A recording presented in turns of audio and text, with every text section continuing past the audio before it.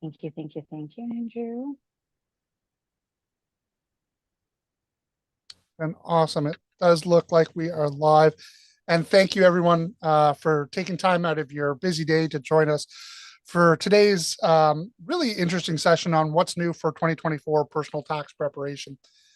We've got a lot of interest in this, probably one of our largest registered attendee session on Zoom. So we should have hopefully lots of questions here for my colleague Rachel, who's going to be leading today's session. She's done a wealth of research to discover what's new, and I was going to say what's fun, but there's not much fun about personal taxes, is there? Not in the least, but 'tis the season to Is focus this on season? taxes. Yes, Yes. and I will preface this with some acknowledgement of the problems and headaches that went along with T4 preparation this year. Mhm. So many of you may not be aware, but CRA completely revamped their T4 e-file process and system. As a result, they had many issues. The most fun for us was being told that just because you got an e-file confirmation doesn't mean we actually received your T4 or T5. Now, as a result of that, the CRA's portal does not have everybody's T4s and T5s uploaded yet. So if you haven't received your T4 and T5, it doesn't mean we didn't e-file it. There have been issues. We are seeing problems with CRA sites. We can't even see them ourselves. We do have e-file confirmations for absolutely everybody that requested them. So we've got the things. We did our best. We even resubmitted some that weren't showing up, but then we found when we did that, we then ended up with duplicates. So it's been a nightmare. As a result, it's going to push back the T1. There's also been some changes, which Rachel will tell you about, with the capital gains inclusion, which has created an extension, a guaranteed extension for certain people. Rachel will give you more details about that. I'm assuming we're going to get an extension on personal taxes in general because of all the problems, but at the moment, we do not have that. So without further ado, I'll let Rachel lead into what's new for 2024's personal tax preparation. And Rachel, feel free to take it away. Thank you so very much. Thank you very much, Andrew. So my name is Rachel Stedman. I am the Customer Success Manager here at CPA 4IT. I've had the pleasure of working with the firm for, actually, this year gives me 20 years, so quite some time. And year over Impressive year, to do for a 24-year-old. I know. Secretly, what is it? Child labor laws need to kick in. Yeah. But yeah, so over the years, we've definitely seen, changes that have occurred every year for the personal tax season preparation. And this year, we want to do, what we typically do for our clients is to research as much as possible to get you prepped and equipped to know what to expect from the personal tax return preparation for 2024. So moving on, of course, who we are as CPA 4IT, our mission and our goal is helping entrepreneurs organize finances, create wealth, and transforming that wealth into a legacy. And that is really our goal for all of our clients, whether it's corporate clients, personal tax clients, and really being able to be that support to help our clients reach those goals. So let's dive into what's on the agenda for today. Okay, in terms of what's new. Okay, so we are going to talk about what's new for 2024. Okay, we're then going to dive in a little bit in terms of, whether or not you need to file a tax return for 2024. I'm going to touch upon some of the important deadlines that you need to be aware of, as well as how you should prepare your tax returns, what you need to do in terms of gathering all the information together. Okay, and while you're gathering that information, we will introduce you to our CPA 4IT tax tools, which we have put together for our clients to really help you organize those finances as best as possible. And then, of course, what everybody wants to know, when will you get your refunds? And then, of course, we will let you know as well what's actually you should be expecting for the 2025 tax year. So granted, it's till next year, but just letting you know what's going on right now that we just want to make sure that clients are aware of. So diving on in, let's talk about what's new for 2024. Okay, so we're going to touch up on the alternative minimum tax rates and the basic exemption thresholds, which have increased. We're also going to touch up on the eligibility for the CCB, which will be extended for 6 months after a child's death. We're also going to discuss the HPB withdrawal limit, which has significantly increased from 35,000 to 60,000, which is great news. There have also been we're going to introduce the rates for the CPP2 contribution for self-employed individuals, which has now jumped up to 8%. And And Rach, maybe go just ahead. for everyone may not be familiar with all the acronyms. So CCB, Child Yes, Care Benefit, HBP, Home Buyers home Plan, buyers plan. CBP, Canada Pension Plan. Um, Yes. yeah, I know I we am use going those. to do the definitions a little bit later on. So yes, Yeah, my apologies. I know maybe we should have included that a little bit more. Yeah, so we're also going to talk about the individuals that cannot deduct your expenses related to non-compliant short-term rentals and the new reporting requirements for platform operators. And lastly, the donations that are made up until February of 2025, which you can include in your 2024 tax year. So now let's define what all these things are, okay? So yeah, so we'll start off by talking about the alternative minimum tax, the AMT rate, and the basic exemption threshold, which has increased. So essentially, Canada's income tax system is complex with numerous rules, exceptions, a long list of deductions and credits, which can help reduce your tax bill. Additionally, different types of income, such as capital gains and dividends, are taxed differently than that of employment income. So the alternative minimum tax, also known as the AMT, for some taxpayers, particularly those with a significant investment income and access to certain deductions and credits, may come into play. So what it is a secondary way for Canadians to calculate their income taxes. So while most Canadians are unaffected by the AMT and may not even be aware of it, this does ensure that individuals who significantly reduce their taxable income through a variety of tax saving strategies will still pay at least that minimum tax amount. So in terms of the changes for 2024, the AMT rate has increased from 15% to 20.5%. And the basic exemption threshold has increased from 40,000 to 173,000, reducing the AMT exposure for low income earners. So again, in terms of who this really affects, it really does affect more the high income earners who rely on capital gains, dividends, stocks, or other deductions. And there are also some changes to the type of income that will now be included in the AMT calculation, such as capital gains, stocks, dividends. So the aim of this really is to allow individuals claiming a significant charitable donation or tax credits, as some, may be doing, to limit that under the AMT. So that's what we're looking at from AMT standpoint. So moving on to the CCB extension, which is the Canada Child Benefit. Okay. So the Canada Child Benefit is the tax-free monthly payment, which is made to eligible families to help with the cost of raising your children under the age of 18. Previously, the CCB payment stopped immediately upon the passing of a child. However, commenced in July of 2024, parents will continue to receive the CCB payment for 6 months after the death of their child. So that is definitely a new addition to help families and to support families financially during the grieving process. And also, we have the home buyers plan, which is the HPB withdrawal limit, which has significantly increased from 35,000 to 60,000, which is amazing. It's really going to help in terms of affordability for a lot of individuals looking to purchase a home. So, what the HPB is, it allows first time home buyers to withdraw money from their retirement savings plan to buy a home without immediately paying taxes on the withdrawal. So previously, the withdrawal amount was 35,000. If I'm not mistaken, when it was first introduced, it was 25,000. Then it increased to 35,000, and now it has gone up to 60,000, effective April 16th of 2024, and that is an increase of 25,000. So what this means is that a couple purchasing a home together can now withdraw up to $120,000, which is $60,000 each from their RRSP to fund their home purchase. So of course, this is only eligible to first-time home buyers.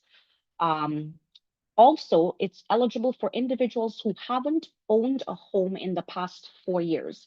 So most people have a misconception that the first-time home buyers is only applicable one time and that's it. But there are some individuals who go from home ownership to they're no longer owning a home. And then if you've gone 4 years without owning a home and then you're looking to purchase a new home again, of course, that home being your primary residence, it has to be, you are eligible to tap into that first-time home buyers a second time. With the home buyers, you must repay within a 15-year time frame. And normally the repayment commences on the second year after the withdrawal. That's typically how the rules apply. But CRA has made some changes, and they have allowed that individuals who have made withdrawals between January 1st of 2022 and December 31st of 2025, that they will allow the repayment period to start on the 5th year of the withdrawal. So again, really just helping in terms of providing that bit of affordability for individuals looking to purchase a home. So that is great. If you are required to make that payments to commence that repayment period and you don't repay during the required given year, then that repayment amount is added to your taxable income for that last year. So on to the Paige, next, yeah, go I, ahead.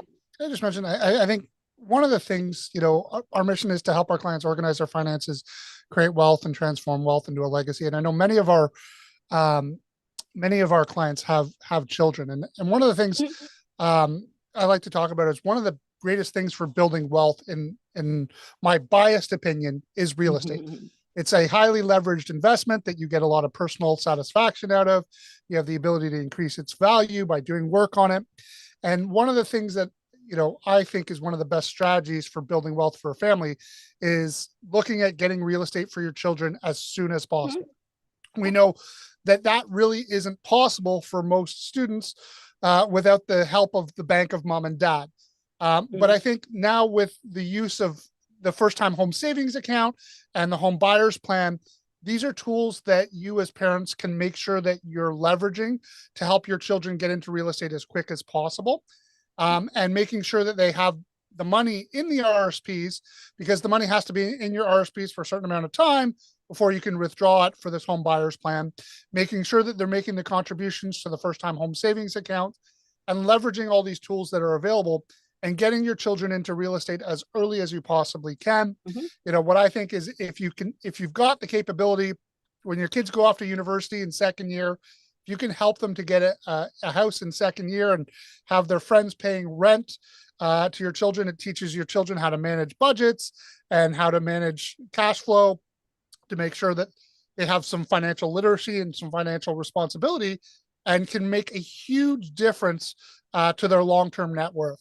So I will get off my soapstand because this is Rachel's show. No, well, actually, Andrew, it's making me think you've already planned out your kids' future. Yeah, definitely. I know that it's hard because university is not cheap, but this is an investment, and certainly one of the things that we're looking for when we look at universities is we're not only looking at the quality of the education, which is important, but we're looking at the real estate in the neighborhoods as well, because that's going to make potentially a bigger impact For than sure. which university they're going to in For many ways. sure. But I got to be Definitely. careful because my wife certainly values the education over the real estate. Well, I mean, you can get a balance, which, a good return on both of those investments. Let's put it that way. Absolutely. Still Okay. lots of great quality real estate in Kingston. Okay. Well, some, I guess, not all. Okay, so moving on to the next point. So we're going to talk about the CPP2, which is the contribution for the self-employed individuals. So in 2024, CRA has, of course, well, let me back up and talk about what the CPP is. So CPP is the mandatory public pension program that provides retirement and disability and survivor benefits to eligible Canadians. And it is funded through the payment, the payroll contribution for employees, employers, and self-employed individuals. So the employee contribution pays 5.95% of their earnings up to the annual limit, and the employer matches the employee's 5.95% of the contribution. So for the self-employed individual, both parties pay the 5.95. So that is actually a total of 11.9% of earnings.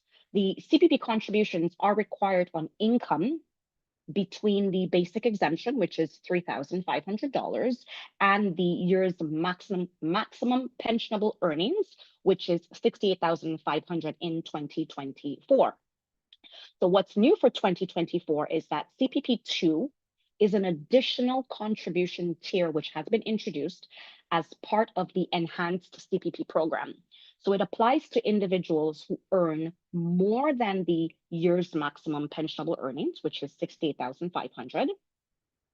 And in 2022, the new second earning ceiling for the year's maximum pensionable earning is now 73,200.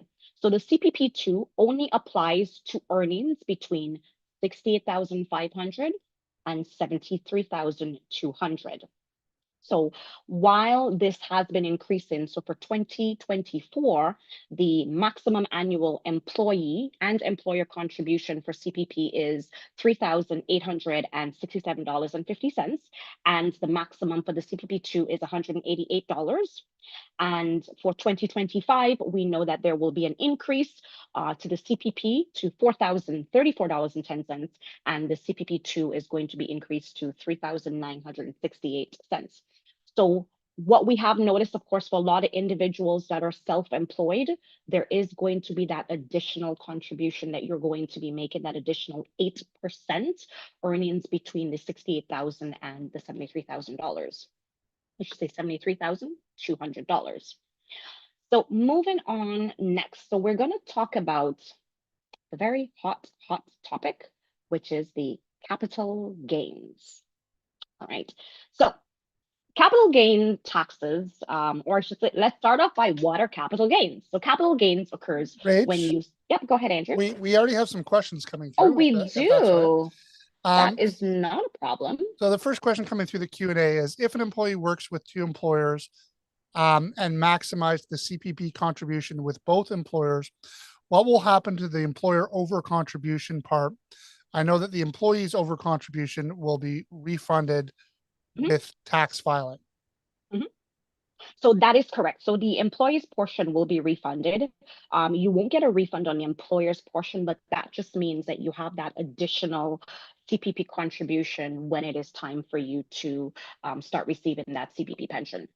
So while I know a lot of individuals are not a fan of the fact that you're over contributing, but it's not that you're losing the money. It just means this is more money available for you in your future.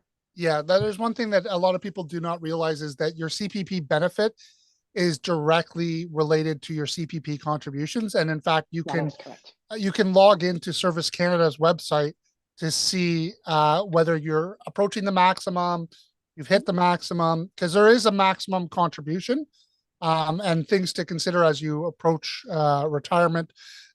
If you have done the maximum contributions and you're going to get the maximum CPP, you may wish to switch from a salary strategy to a dividend strategy so that you're not making contributions to CPP anymore. Most people aren't at that maximum, but it is possible depending upon what your income level has been, because you have to have contributed the maximum for, I think it's 20 years at the maximum amount to get the maximum benefit. But again, you can log into Service Canada to see where you're at any given time. Yeah, all that information is easily accessible for clients, so you can have an idea of, what your retirement looks like in terms of your cashing out on your CPP. Yeah. Thank you very much, Andrew. We do have one more that's coming in the comments. It says, Andrew Rachel, I'm thrilled to hear you can help prepare for legacy transfers to children. As someone who's winding down my company, I'd appreciate a discussion on how you can help. Laugh out loud. We no longer have real estate in Kingston. So great topic. We will save that for another day, because I know Rachel's got a full schedule, but I will make sure that estate planning, and I think we actually have estate planning built into, if I'm not mistaken, into our list of upcoming events. And if it's not, I will make sure that we are including estate planning as part of our schedule of content that we're producing throughout the year. But I'm pretty sure Kasim, Emma, or Iman, maybe you can confirm. I'm pretty sure that's on our agenda for later on this year. Awesome. Thank you so very much. Okay, so moving on to the capital gains. And again, sorry, Andrew, thank you very much for letting me know about the Q&A. Please feel free to stop me in the future as well. Sorry, I wasn't really paying attention to that. No problem. So yeah, so talking about the capital gains. So capital gains occur when you sell an asset such as a stock or real estate or a business for more than the purchase price. Okay, actually, give me 1 second. I think my slide moved. Let me go back. Okay, here we go. Yes. Um, so the taxable portion of the capital gains is added to your income and taxed at your marginal tax rate. So the key changes to the capital gains in 2024 was that starting in June, on June 25th, 2024, the capital gains inclusion rate increased for certain individuals and corporations. So before June 25th, 2024, only 50% of capital gains were taxable. And after June 25th, 2024, for individuals, the first 250,000 of the annual capital gains remained taxable at 50%, but any gains above 250,000 were intended to be taxable at 66.67%. So that's 2/3. Whereas for corporations and trusts, the taxable portion on all capital gains increased to 66.67% with no threshold. Okay. This was meant to impact, of course, high income earners with over 250,000 in capital gains annually, business owners selling a corporation, individuals of large stocks.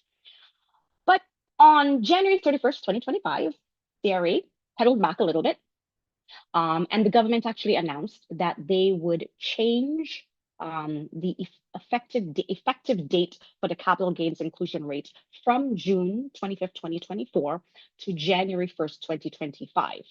So this means that the inclusion rate for the calendar year of 2024 remains at that 50%.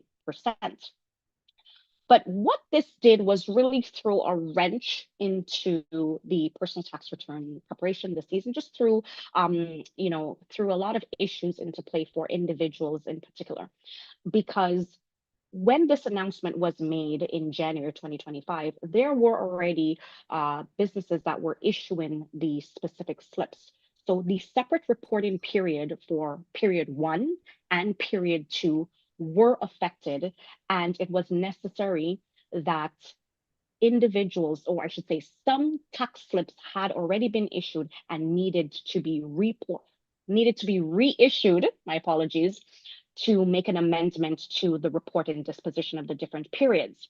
So while it is great that they are moving this deferred deadline to January 1st, 2026, I think, Andrew, you're secretly hoping that they cancel this altogether.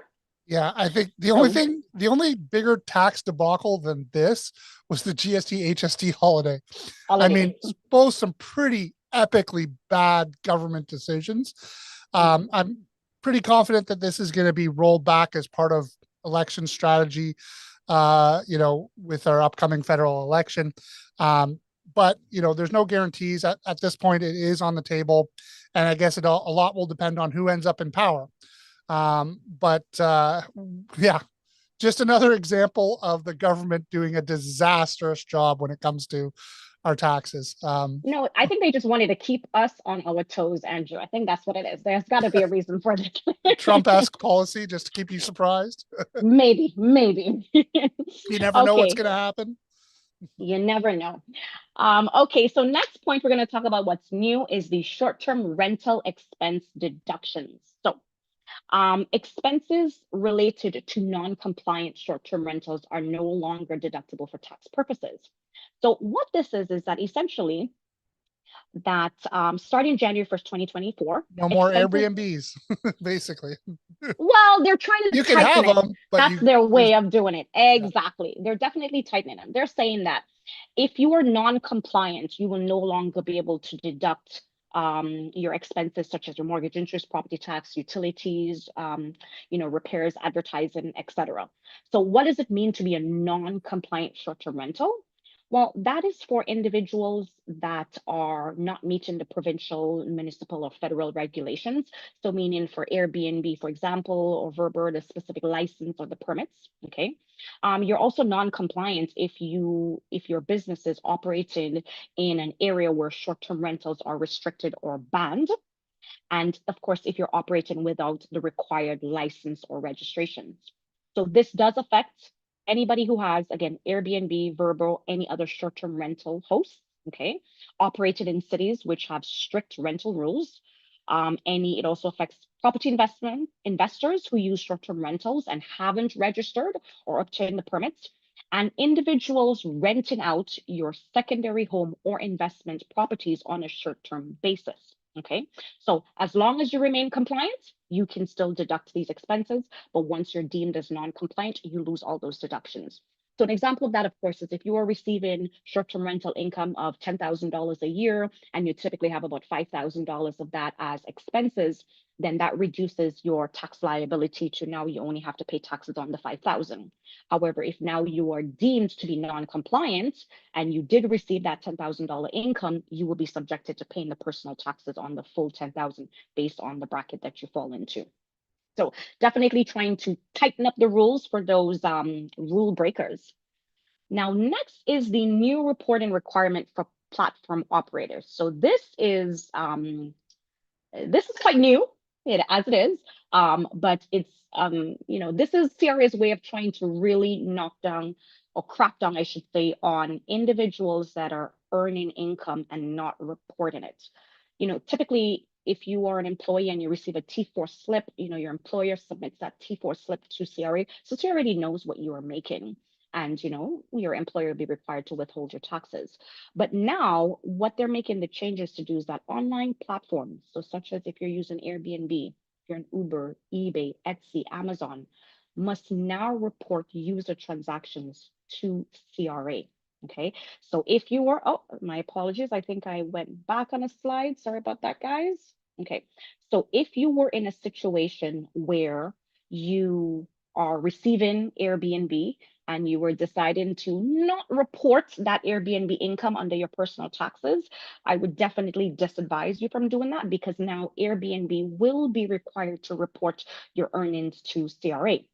So starting as of January 1st, 2024, the digital platform operators are required to report your information, such as your name, business name, your address, social insurance, whatever information that they have for you. And if you are a reportable seller, the reporting platform will provide you with an annual copy of your information.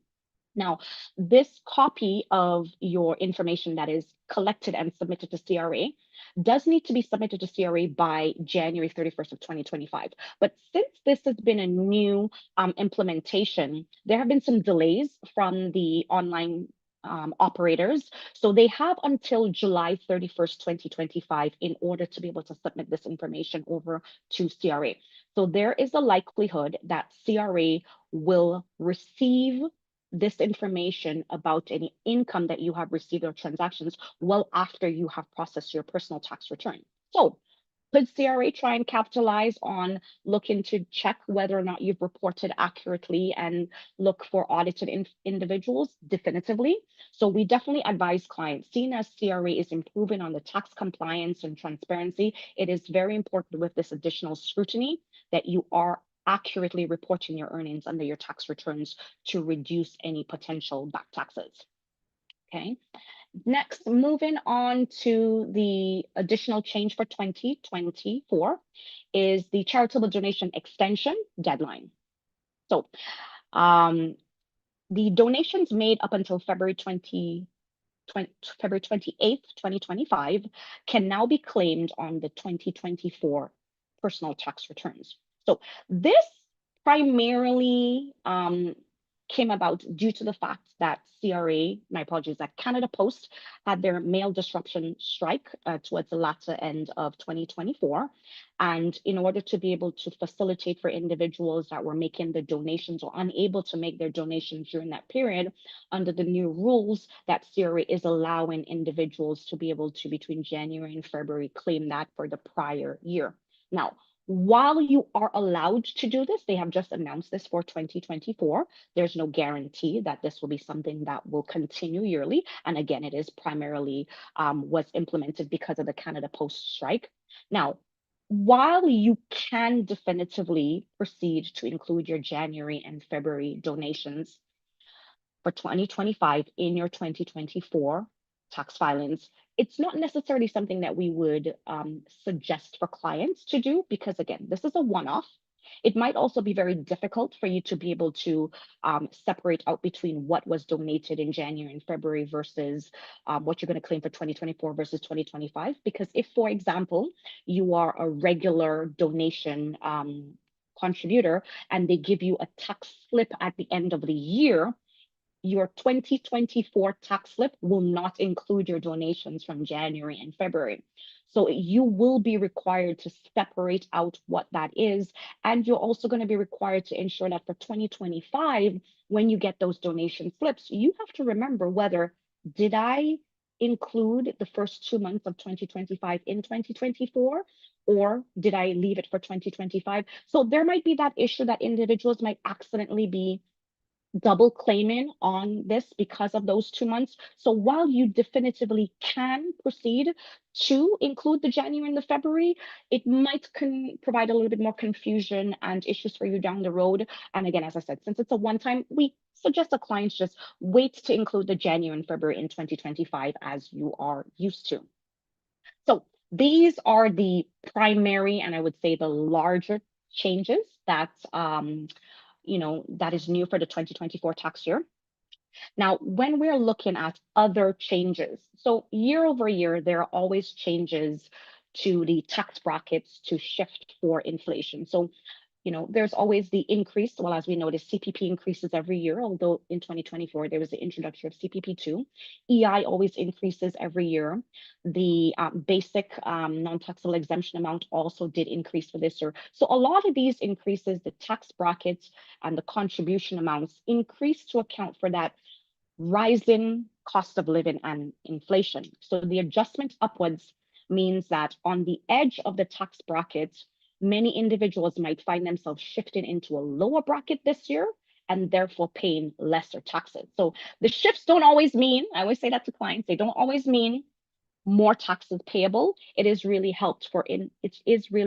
aimed to help individuals that are edging a little bit higher with small incremental increase in your earnings, that it really does bump you down to remain at a more reasonable tax bracket. And the basic personal exemption amount, so the PBA increase, has increased to $15,705 as of 2024. So for the federal tax bracket, so all individuals, although we are saying all individuals, we say 0 to 55,000, but it's really from 15,706 to 55,867. You only pay that 15%. And anybody who's earning under that 15,705, that is, you pay zero taxes on that. So this is what we're looking for, the adjustments for the tax brackets federally, but of course, as we're aware, provincially, each province has their different tax brackets that they kick in. Now, we also do know that for 2025, so this current year that we are in, the basic personal amount increase has increased from 15,705 to 16,129. So again, every year we are seeing those increases in these amounts.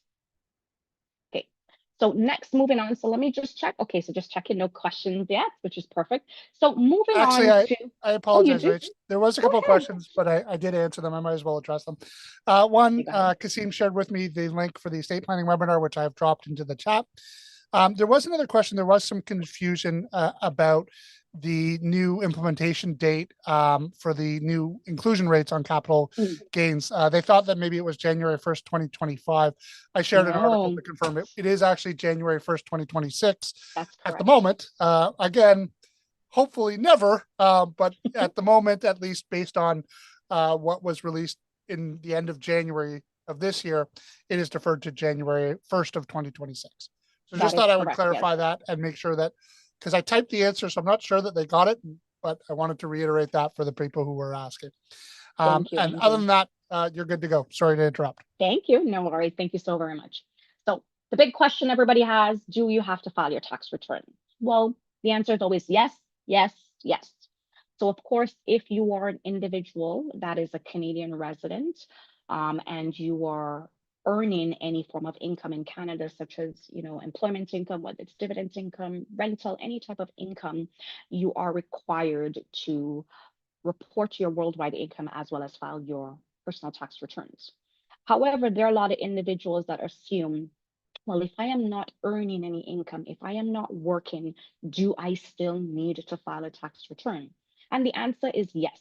While filing your tax return is primarily based on you paying your taxes based on your earnings that you have received, filing a tax return also means that if you are an individual that's either a low income earner or you are not working, there are specific tax credits which you are privy to receive.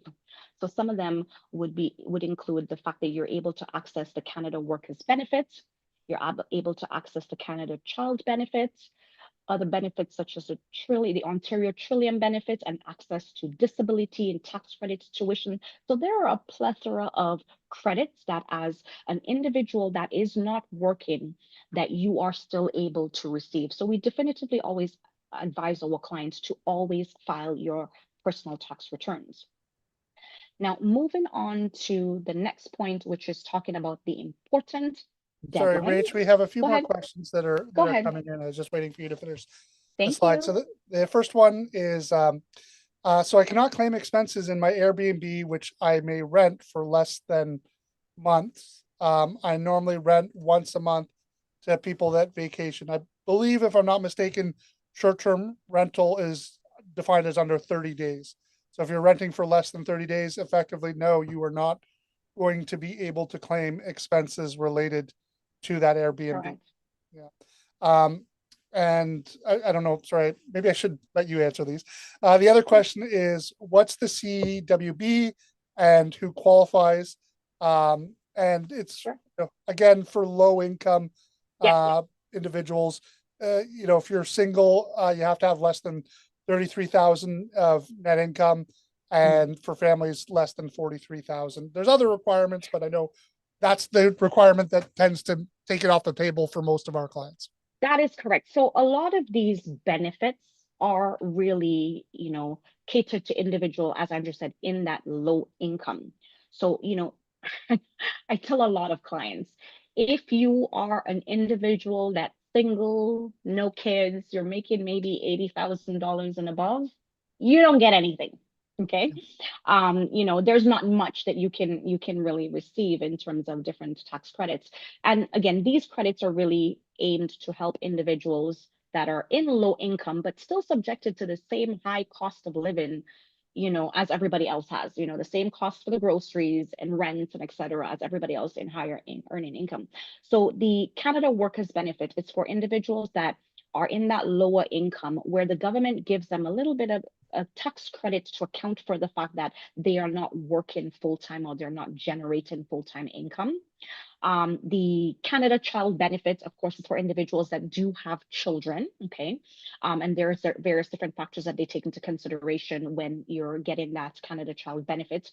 The access to the Ontario Trillium Benefit, that also does combat individuals that are, I think it's individuals under a $40,000 income, where you are able to claim your rent or you're able to claim your property tax and get a certain credit for that.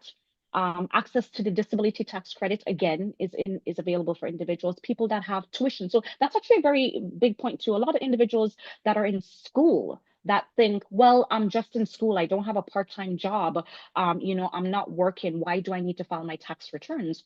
Well, you actually have tuition credits when you get your tuition flips that become beneficial for you once you start to generate income, which you can apply, carry that forward. Or, of course, with some parents have the option to have the children transfer that tuition credit to them. There's also, actually, which we didn't include here, which is the GST, HST credits as well. So there are quite a variety of credits, but again, the reality, most individuals, I would say from 50,000 and above, tend to be disqualified for quite a few of these credits because a lot of them are based on your income, with the exception, I should say, from the disability and the tuition component. Yeah, and then another question actually about the disability Mm, tax credit is, do you assist with backdated disability credit from CRA? So there, one of the things for the disability tax credit is you have to have a doctor assist you with applying for it. yes. Assuming that you had applied for it and not filed your taxes correctly, we can certainly help you with an amended tax filing for that. Yes. But you know, to my knowledge, it cannot be backdated because you have to have a form submitted by a doctor. Yes. So the application, and it was introduced back in 2023, where the process can now, the application can now all be done through your MyCRA account. You would have to do the entire application. You get a reference number and you provide that reference number to your medical practitioner, and then they need to complete their secondary component directly with CRA. So that was introduced in 2023. But yes, there's a specific application process, and had you not yet applied for that, then you would not be able to get any type of credit there until that has been completed. Yeah, Until and the you one thing I will eligible. mention about the disability tax credit is there's a lot more disabilities that qualify that people may not be aware of. One I was surprised by is ADHD qualifies, and things like Crohn's disease, IBS. You know, it's worth having a discussion with your family doctor if you do Sure. have any issues, because there are a lot of benefits to the disability tax credit beyond the disability tax credit, because you're also then eligible for the RDSP, which, if you don't know what that is, we have a past session on different types of investment vehicles. And an RDSP is again, a very effective tool that's available for you if you do qualify. Thank you, Andrew. Okay, so moving on. So let's talk about these Oh, wait, we got one more. deadlines. Oh, One one more more. question. Okay, go ahead. Hi, Rachel and Andrew. What documents do we need to submit with the disability tax credit for ADHD? Well, first of all, you have to do the application with your doctor to get qualified for the disability. And then the tax return is relatively simple. We just effectively tick a box saying that you have the disability tax credit, but we need the completed form in order to do that. So the first step is actually done with your medical professional in order to qualify. Then once that's done, it's part of your actual annual tax filing. And just Um, to add to that, Andrew, and I am going to touch up a little bit on our personal tax checklist, which goes through all the different things that you are able to claim. And there's a section that talks about the disability and the links that take you directly to CRA in terms of knowing what qualifies. Yeah, and the person who was asking about the past disability tax credit says, I'm told CRA goes back 8 years for the disability tax credit. I can't confirm nor deny. You may be correct. 8 years. Again, it would the big criteria is the qualification for the disability tax credit. Assuming that it was a pre-existing condition, in theory, I guess the doctor could backdate it. I'm again, we don't help with that application process, so I'm not 100% certain. But assuming that you did get it dated back 8 years, then it would just be a matter of filing amended tax returns, which certainly we could help with. Definitely. Thank you very much, Andrew. Okay, so let's talk about the important deadlines. So the personal income tax filing due dates for this year. So the US personal tax deadline has always been April 15th. So of course, this is for any individual that is an American citizen. So there is a difference between the tax filing requirements for Canadians versus Americans.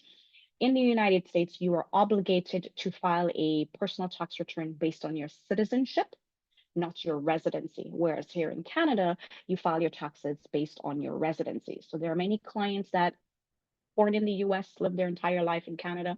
As long as you're an American citizen, you are still required to do that tax filing. And of course, for any individual that resides in Canada, you are also then required to file your personal tax return by the deadline, which is April 30th.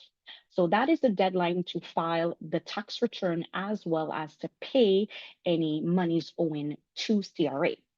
Now, this year in particular, as Andrew did give us a little bit of background, CRA's had several difficulties with the electronic filing system, the complications related to the changes and tax regulation about the capital gains inclusion rates. So as a result of the changes in effect associated with the capital gains, the information reported on certain slips, such as T3s, T4PAs, T5008, okay, they need to be recalculated to ensure taxpayers receive accurate information, which means that there may be a delay in individuals receiving their T slips this year, okay? Now, That means that CRA will grant relief in respect, I should say, to late filing penalties and arrear interest until June 2nd, 2025, to provide additional time for taxpayers reporting capital dispositions to meet their tax filing obligation. So this is not a blanket extension for everybody to file and pay their taxes by June 2nd. It just means that any individuals that would potentially be receiving these T-slips, which are delayed, that may be impacted by the reporting of capital disposition, has the ability to file their tax returns up to June 2nd, where CRA will waive the interest and the penalties. Now, it's going to be very difficult for individuals to know whether or not they may be affected. So we are still definitively advising our clients to ensure that you are still filing and ensuring that you are paying by the April 30th deadline. Now, also, there has been some talk in the air about a change to the personal tax filing deadline to April 2nd. Yep, misleading, false, false, fake news. fake news. We said it together, yes, which is incorrect. Yeah, it's not entirely incorrect. I'll let you explain, Rachel. So essentially what it is, with a lot of different tax credits that individuals get, such as the carbon tax rebate, for example, okay? There's typically a schedule when the carbon tax rebate is issued to individuals. But this year in particular, for individuals who want to receive the carbon tax rebate by April 26th, which is 22nd. the 22nd, my apologies, April 22nd deadline, they do need to complete their personal tax return by April 2nd in order to be able to receive that rebate by April 22nd. That does not mean if you don't file your tax return by April 2nd that you don't get the rebate. It just means you won't get the rebate on April 22nd. But for all individuals who file after April 2nd, their personal tax return, you will simply get the rebate when your personal tax return has been assessed. So you will still get the rebate.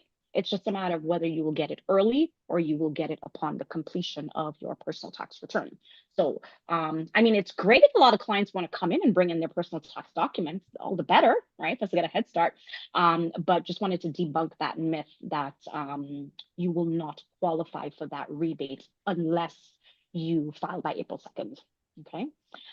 Also, in terms of other deadlines, sole proprietors, if you're self-employed, if you have a sole proprietorship tax return, your filing is due on June 15th, but the sole proprietorship tax payment is actually due on April 30th. So, and great things about CRA, they tell you, sure, you can file by June, but if you owe us money, you need to file by April. So of course, only we the won't know. government could expect you to know what to pay before they expect you to prepare the information necessary to know what you would pay. Oh, they think we're mind readers, Andrew, of course. Yeah, I mean, they do the same thing with corporate tax too, but very true. That is very true. our Individuals government are is a not the lot. only ones. Yeah. Or the So of course CRA. you won't know what your payment is, on April 30th unless you actually do file your personal tax return. So we do Yeah, but encourage you clients to can file. you can in theory overestimate, make You your can, payment, and you will get a refund when you do file. So that is the indeed. one thing is if you are going to do an estimate because you don't have everything done by April 30th, you do want to estimate high. For sure. The other component as well is that for most individuals, of course, being self-employed, there's no withholding of taxes. So, you typically have that large tax liability at the end of the year. But if in your prior year you owed more than $3,000 to CRA, CRA would ask you for installment payments for the subsequent year. So it is very important if you're ever required to make installment payments that you do make those payments, because actually if you don't, they will charge you interest for not making those installment payments. And it also means that if you did make installment payments throughout the year and maybe you've overestimated, as Andrew's indicated, then that is a bit of a good buffer. So it does buy you time, that if by the time you filed your tax return by June 15th, it turns out you've paid more, then you'll get a refund. If it turns out you were a little bit short, that means you will only have a minimal amount of money that will be applicable for interest owed from May 1st until the June 15th deadline. Yeah, and Also, one if thing you go to ahead, Andrew. clarify on the installments too is that they are based on the previous year's income. Mhm. And so if your income is going up, you should expect that you're probably going to end up having to pay more. So just be Mhm. aware of that.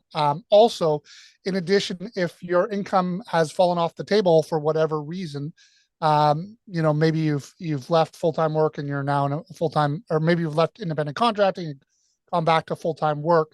They will still expect you to make installments. Yep, However, if you do not make the installments and you get to the end of the year and you don't owe, they can't charge you interest on something you didn't that is owe. true. But it is obviously very important that you don't actually owe come the end of the year, or they will charge you interest from the installment dates. Indeed. Thank you, Andrew.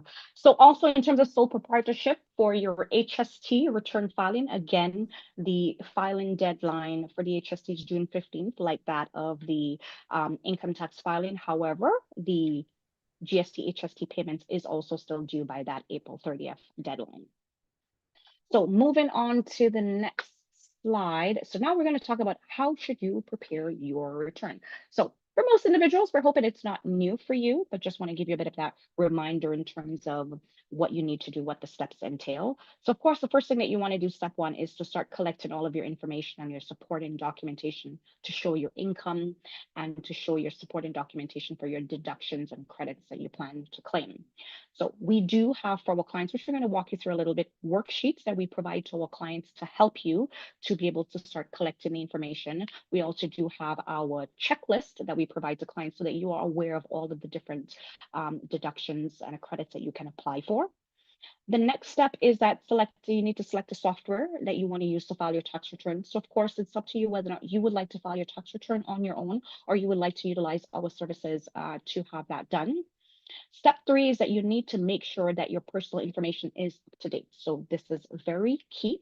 Okay. It is important that everything is up to date from your, well, your date of birth wouldn't change year over year, but if you have any changes to your address, if your marital status has changed, these are things that you want to make sure that you're updating. Other things that you may need to update is, if you are first time filer, it's very important that you do include the date that you became a resident for tax purposes. So when you immigrated to Canada, if you've also ceased being a Canadian resident, so you've left, you also do need to indicate that the date you ceased being a resident for tax purposes. So these are things that need to be included under your tax filings. Next, you need to report your income. So of course, when we're looking at gathering all of your information, so of course, those being slips, any T slips that you would receive, T4s or T5s, again, being cognizant that there might be a delay in you receiving some of your T5 slips. Okay. Of course, if you're self-employed, we do have the self-employed worksheet where you're able to, update to include all of the income that you have generated. Now, with reporting your income, again, as I mentioned earlier, if you received any T4s, T5 slips, there are certain things which are already reported to CRA. So CRA already knows the income that you've received. Self-employed income is not one of them. And actually, in the past, when individuals were doing short-term rentals and sales, etc., Amazon, these things were not something that was being reported to CRA, but now it is being reported to CRA. So just very important that if you have those additional type of incomes, that you are being as accurate as possible, because this is going to be submitted to CRA. Next, step 5 is that you need to find out what deductions and credits that you can claim. So again, I'll walk you through the personal tax checklist, which will give you all the different type of deductions. So you want to make sure whether or not you are qualified to receive those deductions, or to utilize those deductions, I should say, and then you can start gathering that information. And then once everything has been put together, you want to submit that tax return to CRA and keep all supporting documentation. Cannot emphasize this anymore, okay? CRA can audit your personal tax return preparation, and we always call the summer season, the summer months, the audit season for individuals. CRA tends to audit individual tax returns relatively quickly, as in the sense of within about that year, whereas businesses, they can typically take a little bit longer. So very important that you're keeping all the supporting documentation, because if you're ever audited and you don't have the supporting documentation, you fall at risk of CRA disallowing those expenses because you don't have the supporting information. So next, so moving on to the CPA 4IT personal tax tools to get you organized. Okay, so we have a variety of tools that we do provide to our clients. Okay, and these would include, let me just make sure I have all of them. Yes. So we're going to start off, I'm going to walk you through what the CPA 4IT personal tax worksheet is, as well as the CPA 4IT tax checklist. And we also do have the statement of real estate rental worksheet, your self-employed statement of business and or professional activities, the T2200, which is Declaration of the Conditions of Employment worksheet, the charitable and political donation worksheet, as well as the medical expense worksheet. So I'm going to pause one quick second so that I can now walk you through what these different sheets look like. And while Okay, Rachel's pulling that go up, ahead, let me pull that up. I will express the importance of the personal tax information sheet if you are having us prepare your personal tax return, because this has information that is critical for us to prepare the personal tax return. There are new fields added virtually every year, so it does change. Well, we did drop a link to that in the chat up above. It's the first link from Iman in the chat. That link is a generic link that you'll have to populate every field.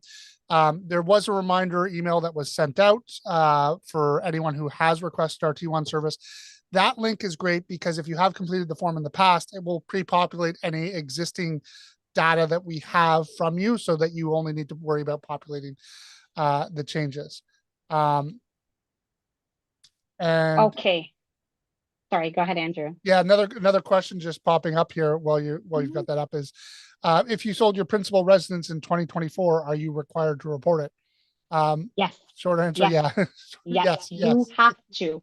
And that's very important. Most people think, your principal residence, it is, it's tax exempt. Which it So is. why do I need to report that? For a variety of reasons.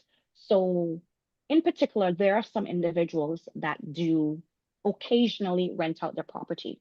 So, it's your primary residence, you lived in the home for X amount of years, and then maybe for a year or two, you decided to rent it out, and then you decided to later on, move back into the home. It's very important that you're keeping track of the value of the property before you rented it out, the value of the property after before you move back into the property. Because this period of time when the property was not your primary residence and you were receiving rental income, you are subjected to capital gains on any gains accumulated during that period of time.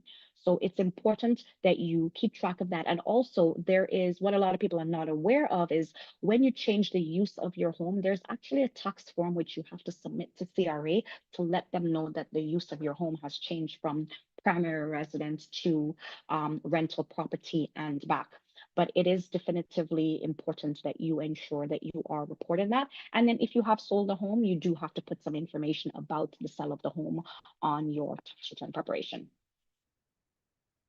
Okay. All right. So we're going to dive in. Let's see, we have no other questions so far. Okay. So we're going to dive into what that personal tax info sheet looks like. So every year we do send this to our clients, asking all clients to complete it. And every year we have clients that say, oh, I did this last year. Everything is the same. Nothing has changed. Now, while that might be the same, it is important that every year clients provide us this completed form, primarily because there are typically new questions that CRA asks year over year. So for example, this year, one of the new questions is that they do ask, did you or your spouse dispose of a housing unit, property, a rental property, or rights to purchase a property in 2024? So it is important that we're always up to date with this information. And as well, if there's any changes, again, as I mentioned, to your marital status, if now you have any dependents.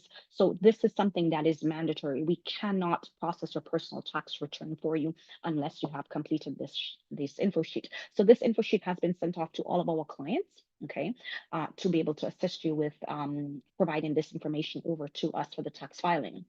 So the other tool that we do provide for our clients is the personal tax checklist.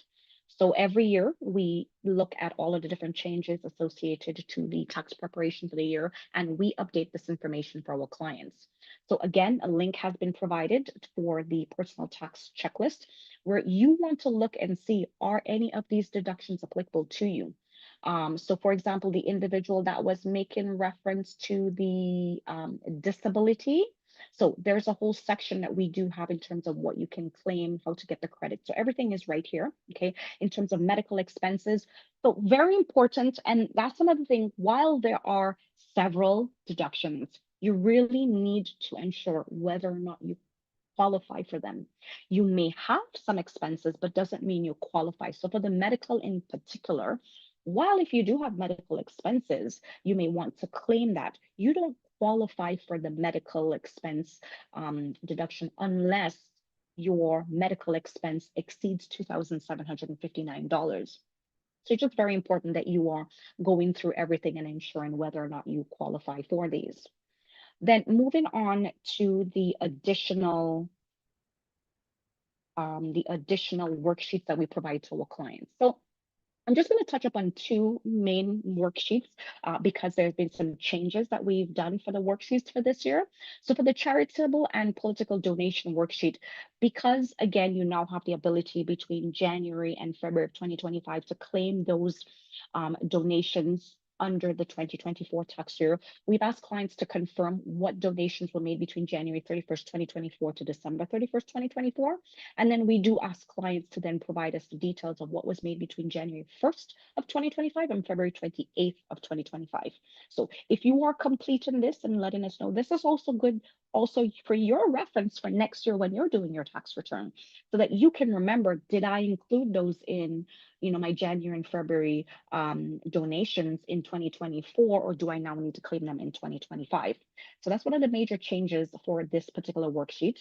Another worksheet where we have made a few changes is associated to the medical expense worksheet. So again, just as a reminder, in terms of, the expenses, what your total medical expenses need to be over and beyond to be able to claim. Now, we've made some changes because it's important to note for your medical expenses, there are some individuals that you have insurance or have some of your expenses which are being covered by your insurance. So this year, we have put in some additional cells requesting clients to confirm to us what of their medical expense was paid by their insurance versus what was paid personally. Because of course, we used to see that sometimes clients would send us, here's my dental bill, and your dentist gives you a printout that says you've paid $2,000 for your your dental work. However, they're not notifying us, well, hey, look, I paid out of pocket and then submitted to my insurance, and then my insurance has reimbursed me for X. So we're in a sense double dipping, where you're getting reimbursed for it but still looking to capitalize on that deduction. So we're asking clients to specifically include the details on how much the insurance has paid versus what they've paid personally. And of course, it's only what you've paid personally that we'll be able to include under your personal tax returns. And Okay, assuming it's more than 3% or that that 2,000 is and change number. correct. That is correct. And one other thing So I do want to point out, which is a tip you gave last year, which I think is such a great tip when it comes to medical expenses, is going to your dentist, going to your pharmacists, all of pharmacist, these, and yeah, just asking them for a list of all your expenses for the yes. last year. And they most oftentimes have that available quite quickly and easily and can provide that to you in an email. 100%. So that's a bit of a tip that we put on the personal tax checklist for clients. We're like, do you know you can go to your dentist, go to your pharmacist and ask that? And definitively, dentist not necessarily as bad, but the pharmacist, when you have all of these little, receipts that you are tracking, you might forget, you might, completely miss out on some of these. But if you go directly to the pharmacist and say, hey, can you please print out for me all of my medical expenses from January to December, they will give you that printout. And again, what's beautiful is they on that printout will also tell you what was paid by your insurance, what was paid by you out of pocket. So it really does help to make sure that you are able to you know, keep track of all of your different expenses, or at least maximize on that medical expense. Okay. So yes. So we have also sent clients the email with the link to access all of these tools. It is imperative that we're asking clients that if you are in a situation where you have rental income, so whether it's short-term rental or you're renting out a home, that you want to include that rental worksheet. If you're self-employed, we give you the full breakdown in terms of all the different expenses that you're allowed to deduct. So it really does help to organize you as much as possible. Same thing with the T2200 declaration of conditions of employment worksheet, just to be able to put everything together. So this is all accessible, and we have provided this information over to our clients. Okay, so moving on, just lastly, last few items. So when will you get your notice of assessment? So, everybody wants to know. When you file your tax return, you should expect to receive your notice of assessments within about a 2-week time frame. So normally you get the express notice of assessment within, I think, within about a 5-day time frame, but to have the finalized notice of assessment, you are typically looking at having that within 2 weeks. You only tend to find for some individual that are first-time filers, first time you're filing your personal tax return in Canada, that sometimes can take upwards of 8 weeks, so that can be extended. And again, as I said, you can get the express notice of assessment right away after e-filing, but it is only accessible, of course, if you have your online CRA access. Now, Although usually we can get it for you if you have CRA access as well. Again, that is correct. the people who might need this are people who are probably applying for a mortgage or That is correct. financing of some sort. Yes. And while we do ask our clients to sign a consent form authorizing us to be able to have access to your CRA account, so that way, we can do data downloads, we can access this information. It is imperative that we tell clients, you want to ensure you have access to your CRA online. Okay. Even not just from the standard point in terms of getting access to your notice assessment, but just eliminating certain things like even when it comes to getting your refund, you want to do everything electronically where there's that direct deposit. Oops, I think I skipped a slide where you can get that direct deposit into your bank account, which does mean that you can get your refund much quicker. Plus, we all experienced what happened to us with the Canada Post strike and people's passports that were lost in the mail. If you're expecting a refund, not that I'm saying I have no faith in Canada Post and strike won't happen again, but I'm simply saying things can happen, right? So, it is much better that you are utilizing the direct deposit so that it does allow you to get that refund much quicker. So I have actually heard some myths that some people think, well, if I'm giving CRA my bank account details, that means if I owe money, they're going to go into my bank account. No, they're not going to go into your bank account because you have that information. However, if you owe money to CRA and there is, collections and et cetera, whether they had your banking details or not, they will find you and they will take money out of your bank account. Okay. So in terms of the refund, you can get that within a relatively, again, that 2-week time frame deposit in terms of the balance owing. So you want to make sure that you are avoiding, as I like to call it, unnecessarily paying more money to the Canada Revenue Agency in the form of interest and penalties. Okay. If you know you owe money, try and get your taxes done on time so that you can, file and make the payments. Now, there are definitely situations where individuals are unable, due to different financial situations, unable to make the full payments to CRA. So what we want to do at least is, after you file the tax returns, just have a bit of a payment plan with CRA. Okay. And then just wrapping up the last bits. Okay, so we're all aware of the old way of, coming into the office, bringing in your information, submitting a tax return. That antiquated way, has changed over the years. So it's very easy for clients providing us their information for the tax preparation. It's as easy as uploading your information to a secure client portal. Okay. Once we receive the information, we start working on your tax returns. And then once everything has been completed, we would send you a copy for your records. We would send you the documentation to sign electronically as well. And then we will proceed to submit that to CRA on your behalf. So definitely from the convenience of home and in your pajamas, you can be sending this information to get your taxes worked on. And just lastly, what to expect for the current year's 2025 personal tax filing. So that's really for this year, the January to December of 2025. In terms of the capital gains increase, it has been deferred. So again, not going to apply to us in 2025, like the gentleman that did inquire. So it's actually going to kick in January 1st, 2026. Next year, we'll have a discussion and see what they say. Hopefully, we can see if Andrew's right and if they just scrap this altogether. And then there are some new CRA guidelines for remote workers and provincial tax implications.